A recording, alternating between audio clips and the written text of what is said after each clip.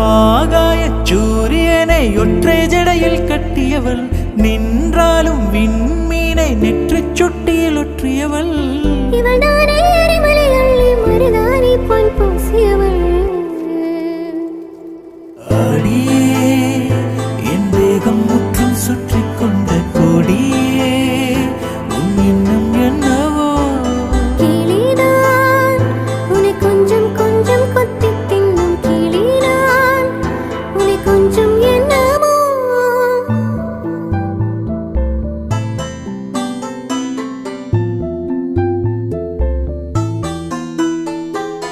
என்னை கண்டதும் ஏன் நீ ஒளிகிறாய்?